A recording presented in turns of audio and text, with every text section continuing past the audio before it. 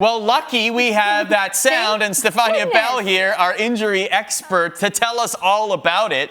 In fact, we're going to start with someone else who has a little bit of injury concern, Stephania, and that is Odell Beckham, who's out again. We got a bunch of questions on Twitter for this segment. This is one from Brian. Brian wants to know, where is the long-term worry meter for OBJ? Well, he asked about the long-term worry meter, so let's start with the short-term worry meter, which is right now, I would say it's about a 2 on a scale of 1 to 10, because we have to remember that when you're coming off ACL reconstruction, the average return to competition is 9 to 12 months. Well, he's at 10 months post-surgery, so still in that window of getting comfortable again, but we're a little puzzled because there were all these reports in training camp of how good he looked, even though he wasn't fully practicing. The local reporters were even reporting they expected him to play week 1. So when he didn't, and it was a game time decision, and the wording used was when Odell feels comfortable, he'll be out there. That's why we don't really know where we stand. Now, Kevin Stefanski ruled him out early for this week. I think it was smart for game planning purposes. Just take him out. That gives him a couple of weeks. But if it extends beyond week 3, then that worry meter goes up exponentially with every passing day. Okay, well, let's talk about your beloved 49ers. They just got a win this past week over the Lions. So barely. Elijah Mitchell breaking out after the Raheem Mostert injury. So the foreman, that's his name on Twitter, he picked up Elijah Mitchell. Is he worth starting now over Kareem Hunt? Now, most of you who picked up Elijah Mitchell probably spent a lot of your fab, that money used to acquire players, so you want to feel justified in starting him.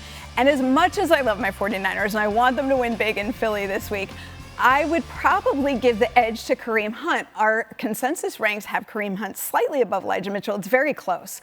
But if you just look at the numbers, Elijah Mitchell is going to be one of 3 running backs. We do expect Trey Sermon to get out on the field this week. He did not. He was a healthy scratch last week. Elijah Mitchell got all this opportunity. No Trey Sermon. They only dressed 3 backs, and then Raheem Mostert got hurt early. So he gets over 100 yards and a touchdown. But if they have 3 backs, he's one of 3. Kareem Hunt is like a 1A, 1B with Nick Chubb. Yeah. And he gets consistent volume of work, and he makes a lot happen with it. So Elijah Mitchell has all this upside, but I would probably give consistency to Kareem Hunt. All right, let's talk about the matchup tonight. We got Washington, we got the Giants. I'm not going to ask about Saquon Barkley. Okay, we've asked about Saquon Barkley enough. He's got new shoes, I hear. Yeah, he's got new shoes. Yes, indeed. They look good. Sterling Shepard, he had a 24.3 fantasy points. We want to know which of these stats he will be most likely to repeat in this week. 7 catches, 100 yards, or a touchdown. Am I allowed to say none? None of the above? Wow. What? Do you know who they're playing? They're playing the Washington football team, who has a fantastic defense. They're coming off a short week. Now, look, part of the reason that I think he got this volume, Evan Engram was out, Kenny Galladay's been hurt. He plays across the middle, so if Daniel Jones is looking to get rid of the ball quickly, you're not going to be surprised that Sterling Shepard's going to be the beneficiary of that. But what's he going to be able to do after the catch? I don't think a ton. Do you know that for the last 3 seasons, he's only ever had 3 or 4 touchdowns? Well, he's already used up 1. So I don't think he gets another one this week. He has a cap. Yes, he has it. Well, he's shown that he has a cap. I think it's first season he had 8, and it's been downhill since in terms of scoring.